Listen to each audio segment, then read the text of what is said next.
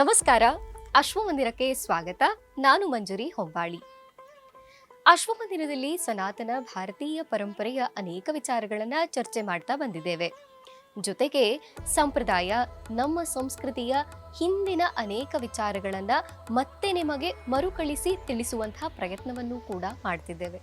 ಅದರ ಜೊತೆಗೆ ನಿತ್ಯದಲ್ಲಿ ನಾವು ನಡೆಸಿಕೊಂಡು ಬರುತ್ತಿರುವಂತಹ ಸಾಕಷ್ಟು ನಿತ್ಯ ಕ್ರಮಗಳಿರಬಹುದು, ಆಚರಣೆಗಳಿರಬಹುದು, ಅದರ ಬಗ್ಗೆಯೂ ಕೂಡ ನಿಮಗೆ ತಿಳಿಸಿದ್ದೇವೆ. ಹಾಗೆಯೇ ಇಂದು ನಾವು ನಿತ್ಯದಲ್ಲಿ ಅನುಭವಿಸುವಂತಹ ಕೆಲವು ಸಮಸ್ಯೆಗಳಿಗೆ, ಅಂದರೆ ಪಾಸಿಟಿವ್ ಎನರ್ಜಿ ಹಾಗೂ ನೆಗೆಟಿವ್ ಎನರ್ಜಿಗಳ ಮಹತ್ವ ಹಾಗೂ ನೆಗೆಟಿವ್ ಎನರ್ಜಿಗಳು ಒಬ್ಬ ಮನುಷ್ಯನ ಮೇಲೆ ಹೇಗೆ ಋಣಾತ್ಮಕವಾಗಿ ಪರಿಣಾಮಗಳನ್ನು ಬೀರ್ತದೆ ಅನ್ನೋದ್ರ ಕುರಿತಾಗಿ ಮಾತನಾಡೋಣ.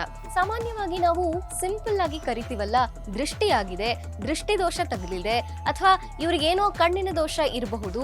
ಹೀಗೆ ನಾನಾ ಬಗೆಯ ಹೆಸರುಗಳಿಂದ ಕರೆಸಿಕೊಳ್ಳುವಂತಹ ಈ ನೆಗೆಟಿವ್ ಎನರ್ಜಿಗಳು ಮನುಷ್ಯನ ಮೇಲೆ ಹೇಗೆ ಇಂಪ್ಯಾಕ್ಟ್ ಮಾಡ್ತದೆ, ಇಂಥ ಎಲ್ಲ ವಿಚಾರಗಳನ್ನ ಧಾರ್ಮಿಕವಾಗಿ, ಸಾಂಪ್ರದಾಯಿಕವಾಗಿ ಹಾಗೂ ವೈಜ್ಞಾನಿಕವಾಗಿ ತಿಳಿಸಿಕೊಡ್ಲಿಕ್ಕೆ ನಮ್ಮ ಜೊತೆಗೆ ಇಂದು ಖ್ಯಾತ ಜ್ಯೋತಿಷಿಗಳು, ಧಾರ್ಮಿಕ ಆಧ್ಯಾತ್ಮಿಕ ಚಿಂತಕರಾದಂತಹ ಶ್ರೀ ಆಚಾರ್ಯ ಗುರೂಜಿಯವರಿದ್ದಾರೆ. ಅವರನ್ನ ಕಾರ್ಯಕ್ರಮಕ್ಕೆ ಸ್ವಾಗತಿಸೋಣ.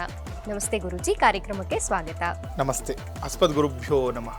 ಶಾಂತಾಕಾರಂ ಭುಜಗಶಯನಂ ಪದ್ಮನಾಭಂ ಸುರೇಶಂ ವಿಶ್ವಾಧಾರಂ ಗಗನ ಸದೃಶಂ ಮೇಘವರ್ಣಂ ಶುಭಾಂಗಂ ಲಕ್ಷ್ಮೀಕಾಂತಂ ಕಮಲನಯನಂ ಯೋಗಿರುಧ್ಯಾನುಗಮ್ಯಂ ವಂದೇ ವಿಷ್ಣುನ್ ಭವಭಯಹರಂ ಸರ್ವಲೋಕೈಕನಾಥಂ. ಅಸ್ಮದ್ ಗುರುಭ್ಯೋ ನಮಃ. ಗುರುಗಳೇ, ನಮ್ಮ ವೀಕ್ಷಕರಿಗೆ ನಾನು ಹೇಳ್ತಿದ್ದೆ, ಈ ದೃಷ್ಟಿದೋಷ ಅನ್ನೋದು ಸಾಮಾನ್ಯವಾಗಿ ಸಣ್ಣ ಮಕ್ಕಳಿಂದ ಹಿಡಿದು ದೊಡ್ಡವರ ತನಕ ಕಾಡುವಂತಹ ಸಮಸ್ಯೆ. ಕೆಲವರು ಅದಕ್ಕೆ ಹಿಂದಿನ ನಮ್ಮ ಅಜ್ಜಿ ಹೇಳಿದರು, ಮನೆಯಲ್ಲಿ ಹೀಗೆ ಹೇಳಿದರು ಅಂಥೇಳಿ ಅದನ್ನು ಗುರುತಿಸಿ ಪರಿಹಾರವನ್ನು ಮಾಡ್ಕೊಳ್ತಾರೆ. ಆದರೆ ಇತ್ತೀಚಿನವರಿಗೆ ಅದನ್ನು ಹೇಗೆ ಪರಿಹಾರ ಮಾಡಿಕೊಳ್ಬೇಕು ಮತ್ತು ಅದು ಯಾವ ಕಾರಣಕ್ಕೆ ಆಗ್ತಿದೆ ಅನ್ನೋವಂಥ ಸತ್ಯವೇ ಗೊತ್ತಿಲ್ಲ. ಹಾಗಾಗಿ ನಮ್ಮ ಕಾರ್ಯಕ್ರಮದ ಮೂಲಕ ದೃಷ್ಟಿದೋಷ ಹೇಗೆ ಆಗ್ತದೆ, ಯಾಕೆ ಆಗ್ತದೆ ಮತ್ತು ಅದನ್ನು ಪರಿಹಾರ ಮಾಡಿಕೊಳ್ಳಿಕ್ಕೆ ಯಾವೆಲ್ಲ ವಿಧಾನಗಳನ್ನು ಅನುಸರಿಸಬೇಕು, ದಯಮಾಡಿ ಅದನ್ನು ತಿಳಿಸ್ಕೊಡಿ. ನೋಡಿ, ತುಂಬ ಒಳ್ಳೆಯ ವಿಚಾರ ಇದು. ಎಲ್ಲರೂ ಕೂಡ ತಿಳ್ಕೊಳ್ಳೇಬೇಕಾಗಿರುವಂಥ ವಿಚಾರ. ತುಂಬ ಆ ವಿಚಾರ ಬಗ್ಗೆ ಮಾತಾಡ್ತಿರುವಂಥದ್ದೇ ತುಂಬ ವಿಶೇಷವಾಗಿರುತ್ತೆ. ಯಾಕಂದರೆ ಈ ಒಂದು ಅಶ್ವಮಂದಿರ ವಾಹಿನಿ ಯಾರೆಲ್ಲ ವೀಕ್ಷಣೆ ಮಾಡ್ತಾ ಇದ್ದಾರೆ ಅವರೆಲ್ಲರಿಗೂ ಕೂಡ ಅನುಕೂಲ ಆಗಲಿ, ಯಾವುದು ನಮ್ಮ ಒಂದು ಇದರಿಂದನೂ ಕೂಡ ಅಂತ. ಯಾಕಂದರೆ ಈ ದೃಷ್ಟಿದೋಷ ಅನ್ನುವಂಥದ್ದು ಇದು ಇವತ್ತಿಂದೋ ಅಥವಾ ನೆನ್ನೆದೋ ಅಲ್ಲ, ಇದು ತಲತಲಾಂತರವಾಗಿ ಹಿಂದಿನಿಂದನೂ ಕೂಡ ಬಂದಿರುವಂಥದ್ದು. ಈಗ ಸಾಮಾನ್ಯವಾಗಿ ಯಾರಾದರೂ ಮನೆಯಲ್ಲಿ ಹಿರಿಯರಿದ್ದರು ಅಂದರೆ ಈ ದೃಷ್ಟಿಗೆ ಬಗ್ಗೆ ತುಂಬ ಅವ್ರಿಗೆ ತಿಳುವಳಿಕೆ ಇರುತ್ತೆ ಅವ್ರಿಗೆ. ಯಾಕಂದರೆ ಎಲ್ಲಾದರೂ ಹೊರಗಡೆಯಿಂದ ಹೋಗಿ ಬಂದರೂ ಸಾಕು, ನೋಡಿ ಅವರು ದೃಷ್ಟಿ ತೆಗಿಬೇಕು ಅಂತ ಇರ್ತಾರೆ. ಯಾರಿಗೇ ಆಗಲಿ, ಚಿಕ್ಕವರಿಂದ ಹಿಡಿದು ದೊಡ್ಡವರವರೆಗೂ ಕೂಡ ಕಣ್ದೃಷ್ಟಿ ಅಂತ. ಈ ಕಣ್ದೃಷ್ಟಿ ಅನ್ನುವಂಥದ್ದು ಯಾವ ರೀತಿ ಬರುತ್ತೆ ಅದನ್ನು ತಿಳ್ಕೊಬೇಕು. ಈಗ ಸಾಮಾನ್ಯವಾಗಿ ಜನರಿಗೆ ಗೊತ್ತಿರುತ್ತೆ, ಎಲ್ಲಾದರೂ ಒಂದು ಸಭೆ ಸಮಾರಂಭಗಳಲ್ಲಿ ಹೋದಾಗ ಆಶೀರ್ವಾದ ಮಾಡ್ತಾ ಇರ್ತಾರೆ. ಈಗ ಹೊಸದಾಗಿ ಮದುವೆ ಆಗಿರೋರ್ಗಾಗಲಿ ಅಥವಾ ಅದು ಚಿಕ್ಕ ಮಗು ನಾಮಕರಣ ಮಾಡಿದ್ರಾಗಲಿ, ಯಾವುದೇ ಕೆಲಸ ಮಾಡಿದ್ರು ಕೂಡ ನಮ್ಮ ಹಿರಿಯರು ನಮ್ಮನ್ನು ಆಶೀರ್ವಾದ ಮಾಡ್ತಾ ಇರ್ತಾರೆ. ನೋಡಿ, ಆ ಆಶೀರ್ವಾದ ಮಾಡಿದಾಗ ಬರುವಂತಹ ಶಕ್ತಿ ಇರುತ್ತಲ್ವಾ, ಅದಕ್ಕಿಂತ ಹೆಚ್ಚಿನದಾಗಿ ದ್ವೇಷ ಮತ್ತು ಅಸೂಯಿಂದ ಬರುವಂತಹ ನಕಾರಾತ್ಮಕ ಶಕ್ತಿಗಳಿಗೆ ವೇಗ ಜಾಸ್ತಿ ಅಂತೆ, ತುಂಬ ಬೇಗ ಪರಿಣಾಮ ಬಿದ್ದುಬಿಡುತ್ತೆ. ನೋಡಿ, ಅರ್ಥ ಮಾಡ್ಕೊಳ್ಬೇಕು. ನೋಡಿ, ಯಾವಾಗ ಒಬ್ಬರು ನಮಗೆ ಹಾರೈಸ್ತಾರಲ್ವಾ, ಆ ಆಶೀರ್ವಾದಕ್ಕಿಂತ ಹೆಚ್ಚಿನದಾಗಿ ವೇಗ ಜಾಸ್ತಿ ಇರುತ್ತೆ ಈ ಕಣ್ದೃಷ್ಟಿಗೆ ಅಂತ. ಯಾಕೆ? ದ್ವೇಷದಿಂದ, ಒಂದು ಅಸೂಯಿಂದ. ಯಾವಾಗ ದ್ವೇಷ ಅಸೂಯೆ ಬರುತ್ತೆ ಅನ್ನೋದು ಕೂಡ ತಿಳ್ಕೊಬೇಕು. ನೋಡಿ, ನಾನು ಎರಡು ನಿಮಗೆ ಹೇಳ್ತೀನಿ, ಒಂದು ಸಂದರ್ಭಗಳನ್ನು ನಿಮ್ಗೆ ತಿಳಿಸ್ತೀನಿ. ಕಣ್ದೃಷ್ಟಿ ಅನ್ನೋದು ಯಾವಾಗ ಆಗುತ್ತೆ ಅಂತ. ನೋಡಿ, ಒಂದು ಗಂಡು ಒಂದು ಹೆಣ್ಣು ಎಲ್ಲೇ ಒಂದು ಸಭೆಗೆ ಹೋಗ್ಬೇಕು ಅಂದ್ಕೊಳ್ಳಿ. ಮನೇಲಿರ್ತಾರೆ ಗಂಡ ಹೆಂಡತಿ, ಹೊರಗಡೆ ಎಲ್ಲ ಹೋಗ್ಬೇಕು. ಹೊರಗಡೆ ಹೋಗ್ಬೇಕಂದ್ರೆ ಸಾಮಾನ್ಯವಾಗಿ ಒಂದು ಹೆಣ್ಣಾಗಲಿ ಗಂಡಾಗಲಿ ಒಂದು ಸ್ವಲ್ಪ ಅಲಂಕಾರ ಮಾಡ್ಕೊಂಡು ಹೋಗೋದು ಸಹಜ. ಅದು ಮಾನವನ ಸಹಜ ಗುಣ. ಅದು ಚೆನ್ನಾಗಿ ಕಾಣಲಿ, ನಾವು ಸ್ವಲ್ಪ ಚೆನ್ನಾಗಿರಬೇಕು ಅನ್ನೋಂಥದ್ದು ಎಲ್ರಿಗೂ ಕೂಡ ಇದ್ದೇ ಇರುತ್ತೆ. ಅವರು ಬಡ ಕುಟುಂಬ ಆಗಲಿ ಅಥವಾ ಸಾಹುಕಾರ ಆಗಲಿ ಅಥವಾ ಮಧ್ಯಮ ವರ್ಗದವರಾಗಲಿ, ಯಾರಾದರೂ ಕೂಡ ಅವರವರ ಒಂದು ಯೋಗ್ಯತೆಗೆ ತಕ್ಕಂತೆ ಅವರು ಅಲಂಕಾರ ಮಾಡುವಂಥದ್ದು ಸೃಷ್ಟಿಯ ನಿಯಮ. ಅದು ನಾವು ಚೆನ್ನಾಗಿ ಕಾಣಬೇಕು ಅನ್ನೋದು ಎಲ್ರಿಗೂ ಕೂಡ ಇದ್ದೇ ಇರುತ್ತೆ. ಒಂದು ಸಭೆ ಸಮಾರಂಭಗಳಿಗೆ ಹೋದ್ರು, ಎಲ್ಲ ಒಂದು ಮದುವೆಗೆ ಹೋದ್ರು ಅನ್ಕೋಣ. ಅದೊಂದು ಮದುವೆಗೆ ಹೋಗಿರ್ತಾರೆ ಆ ಗಂಡು ಹೆಂಡತಿ. ಎಲ್ರೊಟ್ಟಿಗೂ ಚೆನ್ನಾಗಿ ಮಾತಾಡ್ತಾ ಇರ್ತಾರೆ, ಒಳ್ಳೆ ಸೀರೆ ಹಾಕ್ಕೊಂಡಿರ್ತಾರೆ, ಎಲ್ಲ ಚೆನ್ನಾಗಿರುತ್ತೆ, ಒಳ್ಳೆ ಡ್ರೆಸ್ ಹಾಕ್ಕೊಂಡಿರ್ತಾರೆ, ಒಳ್ಳೆ ಕಾರಲ್ಲಿ ಹೋಗಿರ್ತಾರೆ. ಏನಾಗುತ್ತೆ ಅಲ್ಲಿ, ಈಗ ಎದುರಿಗೆ ಮಾತಾಡುವಾಗ ಎಲ್ರಿಗೂ ಗೊತ್ತಿರುತ್ತೆ, ಎದುರಿಗೆ ಮಾತಾಡುವಾಗ ಯಾರು ಕೂಡ ಮಾತಾಡಲ್ಲ. ನಮಗೆ ಚೆನ್ನಾಗಿ ಮಾತಾಡಿಸ್ತಾರೆ, ಬಂದು ಬಾ ಚೆನ್ನಾಗಿರುತ್ತೆ, ಅದೆಲ್ಲ ಮಾತುಕತೆ ಆಗೋದು ಸಹಜ. ಅದು ಅದಾದ ನಂತರ ಕೆಲವೊಬ್ರು ಮಾತಾಡ್ತಾರೆ, ಓ ನೋಡು ಅವಳಿಗೆ ಬೇಕಿತ್ತ ಈ ಸೀರೆ, ಅವಳು ನೋಡು. ಕೆಲವರು ಮಾತಾಡ್ತಾರೆ, ಏನದು ಹೆಣ್ಣಿಗಿಂತ ಇವಳೇ ತುಂಬ ರೆಡಿ ಆಗಿಬಿಟ್ಟಿದ್ದಾಳೆ. ಅಥವಾ ಯಾವುದೋ ಒಂದು ಕಾರಲ್ಲಿ ಹೋಗಿರ್ತಾರೆ, ಕಷ್ಟಪಟ್ಟು ಎಷ್ಟೋ ಆಸೆ ಆಕಾಂಕ್ಷೆಗಳನ್ನು ಬದಿಗೊತ್ತಿ ಯಾವುದೋ ಒಂದು ಗಾಡಿ ತೊಗೊಂಡಿರ್ತಾರೆ. ಆಸೆ ಅವನು ಗಾಡಿ ತಗೊಳ್ಳುವಂಥದ್ದು ದೊಡ್ಡ ಕನಸೇ ಎಲ್ರಿಗೂ ಕೂಡ. ಅವರು ಯಾವುದು ಬೇಕೋ ಅವರೊಂದು ಇದಕ್ಕೆ ತಕ್ಕಂಗೆ ತೊಗೊಂಡಿರ್ತಾರೆ. ಇವನಿಗೆ ಬೇಕಾ ಈ ಕಾರು, ಈ ಸಮಯ ಏನೋ ಇದೆಲ್ಲ ಮಾತಾಡ್ತಾರೆ. ಏನು ಕಾರ್ ನೋಡು, ಒಂದು ಬೈಕ್ ನೋಡು, ಅದೆಲ್ಲ ಸಾಮಾನ್ಯವಾಗಿ ಜನಗಳು ಮಾತಾಡೋಂಥ ವಿಚಾರನೇ ಇದೆ.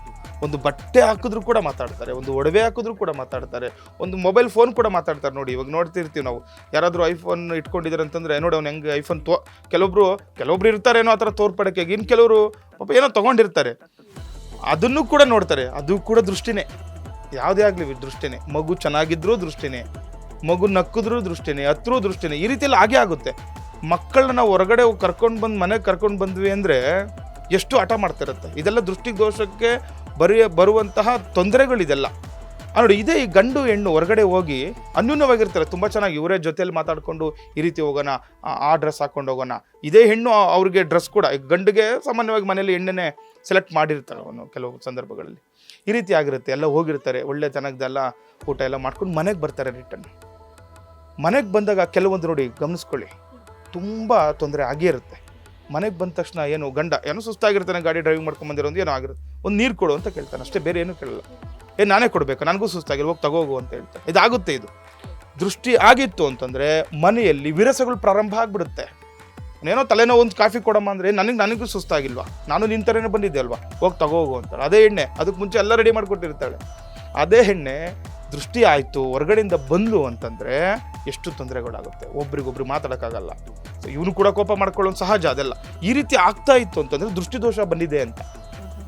ಇನ್ನು ಸಾಮಾನ್ಯವಾಗಿ ಕೆಲವೊಂದ್ಸಲಿ ದೃಷ್ಟಿ ಆದರೆ ತಲೆನೋವು ಏಳುವಂಥದ್ದು, ಮತ್ತು ಹೊಟ್ಟೆ ನೋವು ಬರುವಂಥದ್ದು, ಈ ಥರನೂ ಆಗ್ತದೆ. ಹೌದೌದು. ಈಗ ದೃಷ್ಟಿ ಅಂತ ಯಾವ ರೀತಿ ತಿಳ್ಕೊಬೇಕು ಅನ್ನುವಂಥದ್ದು ಪ್ರಶ್ನೆ ಅದು. ಹೌದು, ನಮ್ಗೆ ದೃಷ್ಟಿ ಆಗಿದೆ ಗುರುಗಳೇ, ನಾವು ಯಾವ ರೀತಿ ತಿಳ್ಕೊಬೇಕು? ನಾನು ಹೇಳ್ತೀನಿ ಅದೆಲ್ಲ ಮುಂದೆ, ನಿಮ್ಗೆ ಯಾವ ರೀತಿ ದೃಷ್ಟಿ ಆಗಿದೆ ಅಂತ ಗೊತ್ತಾಗುತ್ತೆ ಅಂತ. ನಾನು ಇನ್ನೊಂದು ಸಂದರ್ಭ ಹೇಳ್ತೀನಿ. ಒಂದು ಮಗುವಪ್ಪ, ಚಿಕ್ಕ ಮಗುನ ನಾವೆಲ್ಲದೂ ಹೊರಗಡೆ ಕರ್ಕೊಂಡು ಹೋದರೆ, ಮನೇಲಿ ಯಾರಾದರೂ ಇದ್ರು ನೋಡಿ, ಇವಾಗಲೂ ಕೂಡ ಆ ಕೆಂಪು ನೀರು ಆರತಿ ಮಾಡಿ ಒಳಗೆ ಕರ್ಕೊಂಡಿರ್ತಾರೆ, ಆಮೇಲೆ ಪರಕೆ ಕಡ್ಡಿಯಿಂದ ಸುಡ್ತಾರೆ. ಇದೆಲ್ಲ ಸುಮ್ಮನೆ ಮಾಡುವಂಥದ್ದಲ್ಲ. ಇದು ಮೊನ್ನೆ ಆಗಿದ್ರೆ ಯಾರು ಕೂಡ ಮಾಡ್ತಿರಲ್ಲ, ಯಾಕಂದ್ರೆ ಎಲ್ಲರೂ ಕೂಡ ಬುದ್ಧಿವಂತರೇ ಇವಾಗ. ಈಗಿನ ಜನತೆ ಹೇಗಿತ್ತಂದ್ರೆ, ಏನಾರ ಒಂದು ಮಾಡ್ತಾ ಇದೀವಿ, ಒಂದು ಏನು ತೆಗಿಬೇಕು, ಏನೋ ತೆಗ್ಬಿಡ್ರಿ, ದೃಷ್ಟಿ ಹೋಗ್ಬಿಡ್ತಾ ಇವಾಗ. ಇದನ್ನು ಕೇಳ್ತಾರೆ ಮನೇಲಿ. ಅಂಥವ್ರು ಕೂಡ ಇರ್ತಾರೆ ನಮ್ಮಲ್ಲಿ, ಇದ್ದಾರೆ. ಆದರೂ ಕೂಡ ಅವ್ರಿಗಾದಾಗ ಗೊತ್ತಾಗುತ್ತೆ. ಅವರಿಗಾದಾಗ ಅದು ಪರಿಹಾರ ಆದಾಗ ಅವ್ರಿಗೂ ಕೂಡ ಗೊತ್ತಾಗಿ ಎಷ್ಟೋ ಜನ ಅದು ಚೇಂಜ್ ಆಗಿದ್ದಾರೆ ನಮ್ಮ ಮುಂದೆನೆ, ಕಣ್ಮುಂದೆನೆ. ಗುರುಗಳ ಯಾವ್ದು ದೇವರೆಲ್ಲ ಯಾಕೆ ಗುರುಗಳು ಇದೆಲ್ಲ ಕಟ್ಕೊಳ್ಬೇಕು ಕೈಗೆ, ಯಾಕೆ ನಾವು ಯಂತ್ರ ಹಾಕೋಬೇಕು ಅಂದವ್ರೇ ಯಂತ್ರ ಹಾಕ್ಸ್ಕೊಂಡಿರೋ ನಾವು ನಿದರ್ಶನಗಳು ನಾವು ನೋಡಿದ್ವಿ. ನಾವು ಈಗೇನು ದೇವ್ರನ್ನ ನಂಬಲ್ಲ ಅನ್ನೋರೇ ಗೃಹ ಪ್ರವೇಶ ಮಾಡಿಸ್ಕೊಂಡಿರೋದು ನಾವು ನೋಡಿದ್ದೀವಿ. ಇದೆಲ್ಲ ಆಗುತ್ತೆ. ಇದು ಯಾಕೆಂದರೆ ನಮ್ಮ ಹಿಂದೂ ಸಂಪ್ರದಾಯದಲ್ಲಿ ಅದು ತುಂಬ ಹಿಂದೆಯಿಂದ ಬಂದಿರುವಂಥದ್ದು, ನಮ್ಮ ಋಷಿ ಮುನಿಗಳಿಂದ ಬಂದಿರುವಂತಹ ಕಾಣಿಕೆ ನಮಗೆ. ಅದನ್ನು ನಿಯಮಬದ್ಧವಾಗಿ ಅರ್ಥ ಮಾಡ್ಕೊಂಡು ಮಾಡಬೇಕು. ಏನೋ ಗೊತ್ತಿಲ್ಲದಲ್ಲೇ ಎಲ್ಲೋ ಸಣ್ಣ ಪುಟ್ಟದ್ದು. ಕೆಲವರು ಹೇಳ್ತಾರೆ, ಏನೋ ನೀವು ವೇಷ ಹಾಕ್ಕೊಂಡು ಬಂದು ಪೂಜೆ ಮಾಡಿದ್ರೆ ನೀವೆಲ್ಲ ಆಗ್ಬಿಡುತ್ತೆ ಅಂತಲ್ಲ. ಎಲ್ಲರೂ ಅದೇ ಥರ ಇರಲ್ಲ. ಎಲ್ಲರೂ ಬಂದು ಇಲ್ಲಿ ಒಂದು ಧಾರ್ಮಿಕವಾಗಿದ್ದಾರೆ ಅಂತಂದರೆ ದೈವಶಕ್ತಿ ಇದ್ದೇ ಇರುತ್ತೆ ಅವ್ರಿಗೆ. ಸುಮ್ಮನೆ ಈಗ ಯಾರು ಬೇಕೋ ಅವ್ರು ಬಂದು ಇಲ್ಲಿ ಮಾತಾಡಲಿಕ್ಕೂ ಕೂಡ ಆಗಲ್ಲ. ಅದು ಯಾರು ಬೇಕೋ ಅವ್ರು ಬಂದು ಪೂಜೆ ಮಾಡಿಸ್ಲಿಕ್ಕೆ ಆಗಲ್ಲ.